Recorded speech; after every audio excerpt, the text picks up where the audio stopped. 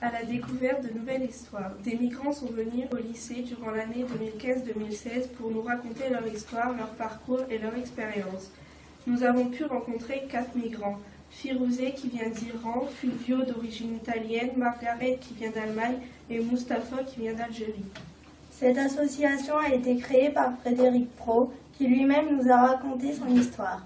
À chaque fois, les migrants ont été aidés de Florence et Frédéric. Ils les ont guidés lors de leur récit. Chaque migrant nous a raconté son histoire peu ordinaire. Frédéric nous a raconté la discrimination qu'il a subie lors de son enfance à cause de son patois et ses différences. Firouzé nous a parlé de la guerre d'Iran et la triste histoire de son petit frère. Fulvio nous a raconté ses voyages, plus particulièrement son immigration au Québec, à Montréal et son tour d'Europe. Margaret nous a raconté la Seconde Guerre mondiale et l'injustice que les femmes subissaient. Et pour finir, Mustapha nous a raconté son vécu et son ressenti sur la guerre d'Algérie. Ces récits nous ont permis de découvrir l'histoire autrement qu'à travers les livres et d'apprendre que nous avons de la chance d'avoir des libertés et des droits. F comme Frédéric Pro, une personne qui a su retracer les étapes de sa vie. C'était très émouvant et j'ai les ressentis au niveau de l'état pratique de langues différentes. R comme respect, il a su consacrer tout son temps pour me raconter son parcours. Je lui dois un immense respect.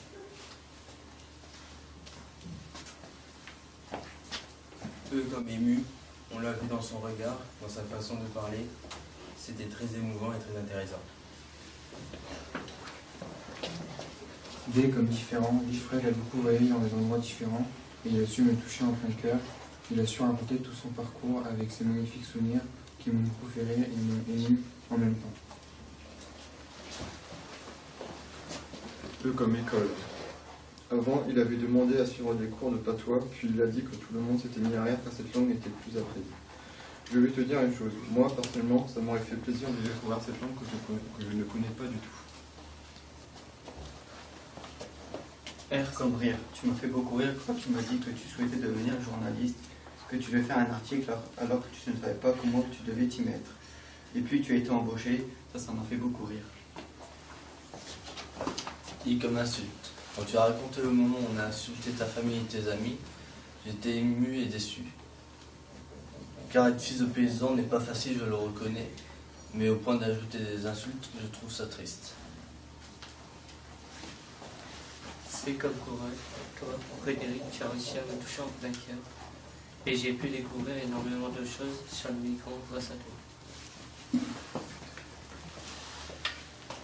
Je te dois beaucoup de respect et de remerciements pour ce moment émouvant que j'ai passé avec toi. Frédéric, je vous écris car j'ai trouvé votre récit très émouvant, avec tout ce qui se passe en ce moment, comme les attentats à Paris, très touchant et intéressant. Ce qui m'a le plus interpellé, c'est le nombre de travail que vous avez eu tout au long de votre vie, avec les inconvénients, comme vous nous l'avez raconté lors de votre passage à Clichy-sous-Bois, et les avantages, comme voyager dans toute la France, voyager dans le monde entier. J'ai aussi aimé la pointe d'humour sur l'appareil photo, mais cela n'était pas volontaire de votre part d'oublier le cash. Il y a eu aussi, quand vous nous avez raconté, que vous nous avez parlé de votre vie, de votre village avant de monter à Nantes, et raconté vos mésaventures, vous saviez lire un plan, mais pas prendre le bus. J'ai trouvé très touchant quand vous nous avez parlé de la promesse que vous aviez faite à vos amis de l'époque. Tous sont restés, sauf vous, et vous ne le regrettez pas. J'ai adoré votre façon de décrire les gens qui viennent chercher du soutien et ils savent que vous ne vous seriez jamais moqué d'eux, comme certains le peuvent. La preuve, votre premier ami était coréen, comme si vous étiez destinés depuis toujours à aider les personnes venues d'un autre pays. Je trouve ça fou, jusqu'à démissionner de votre travail, car votre rédacteur ne voulait plus aucun nom étranger dans son journal et vous aviez combattu le racisme dans la ville de Clichy-sous-Bois. Et votre courage pour échapper miraculeusement à un trafic de drogue, au courage que vous aviez d'écouter les personnes dures, violentes, parfois horribles. Les personnes viennent raconter ça juste en face de vous et vous ne deviez pas montrer de faiblesse, sinon ils se braquent. Firouzé, malgré votre si joli prénom, vous avez subi des coups. Vous vous êtes occupé de votre frère qui n'a pas survécu. Vous avez eu du courage. Vous vivez avec des souvenirs qui vous font mal. Je voulais vous remercier pour votre intervention. Continuez ce que vous faites. Vous allez en toucher beaucoup. En tout cas, vous avez réussi à toucher les élèves du lycée de Loti. Je voulais vous dire que nous vous comprenons. N'ayez jamais honte de votre histoire. Restez courageux. Vous nous donnez une morale, celle de ne jamais abandonner malgré les coups que la vie peut nous apporter. Vous pouvez être fiers de vous et de votre parcours. Vous avez mené un vrai combat et vous avez réussi à reprendre tout à zéro et construire votre propre famille. Vous nous avez dit, le français est la plus belle langue dans le monde. Cette phrase venue de votre part m'a fait comprendre à quel point j'ai de la chance d'être dans ce pays avec ma liberté. Cher Fulvio, je voudrais vous remercier d'avoir dévoilé une part de votre identité comme vous dites. J'ai beaucoup aimé chez vous cette âme de voyageur, car dès l'âge de 7 ans, vous avez quitté l'Italie pour le Québec. Quelques années plus tard, vous avez pris votre sac et vous avez parcouru le bassin méditerranéen pendant 1 an, seul et à pied. Vous avez fini votre voyage en revenant en Italie pour voir le reste de votre famille qui vous restait. Puis, vous êtes retourné à Montréal finir vos études, devenir journaliste. Vous avez créé Vice Versa. C'est grâce à cette revue dont vous êtes l'auteur avec un ami que vous avez rencontré votre femme qui elle-même avait vécu au Québec. C'était le coup de foudre. Aujourd'hui, vous avez 2 enfants.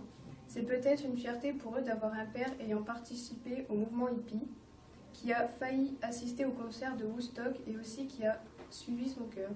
À vous entendre parler de votre pays, de son histoire contre le fascisme imposé par Mussolini, on ressent que vous étiez fier de votre pays d'origine. Je vous remercie d'être venu, de nous avoir dévoilé une partie de votre vie et de votre histoire. Lettre d'Audrey Savoie. Cher Fulvio, suite à votre intervention dans notre classe, je voudrais vous remercier. Confier sa vie n'est pas spécialement facile, surtout devant des gens inconnus pour vous. J'ai apprécié votre histoire, vos voyages, mais surtout votre départ en Italie en 1959 pour partir au Canada. Quand vous avez raconté que vous aviez vu pleurer votre mère, pleurer lors de votre voyage, et que vous aviez remarqué que partir en Italie et quitter votre pays d'origine était triste, c'était un moment très émouvant. Vous étiez content de partir, content de pouvoir voyager, d'apprendre d'autres choses, d'être dans un autre environnement.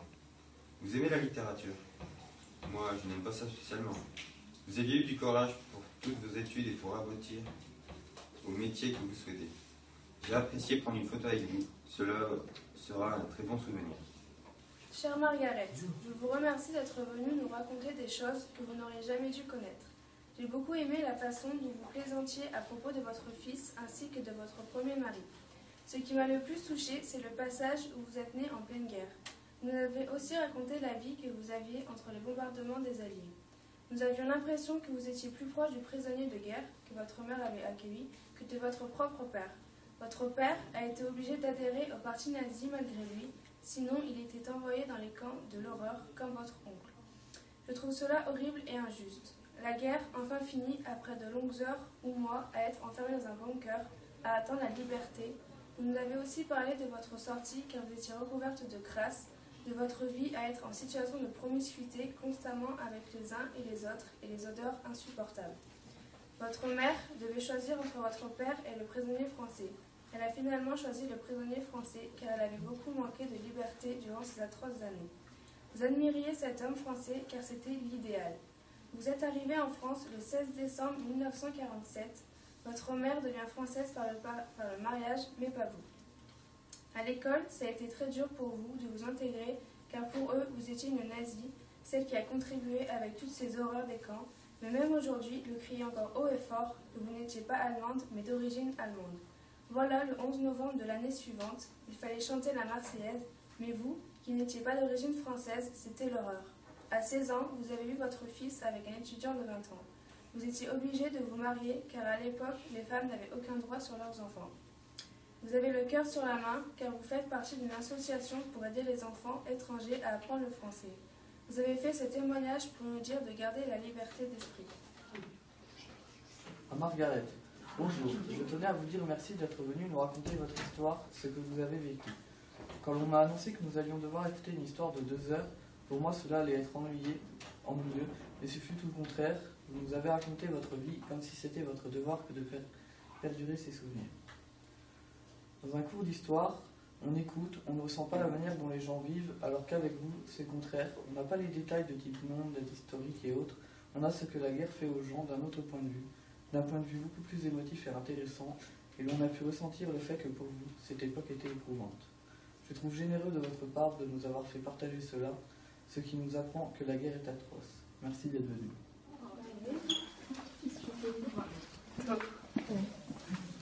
Coucou Faustine, ça va? Oui, toi? Ça va. Tu as assisté à l'intervention de Mustapha? Oui, elle était très intéressante. C'est qui Mustapha? Tu n'as pas assisté à l'intervention? L'intervention? Mais oui, au lycée, avec le projet migrant. Ah d'accord, j'étais absente. Tu peux pas me dire un peu plus? Oui, avec plaisir. Tu as 5 minutes? Ah, je sais pas, j'ai 10 minutes. C'est vrai, on s'est fait calme.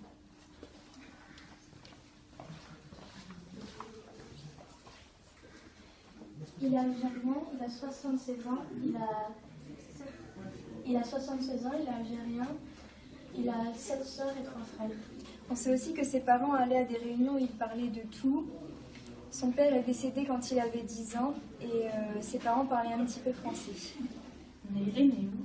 Il est né à Tlemcen et entre 13 et 14 ans, il a dû apprendre les différentes règles de sa religion à la mosquée. Il se souvient aussi que durant la guerre 39-45, les Américains vont donner des bonbons et du chocolat.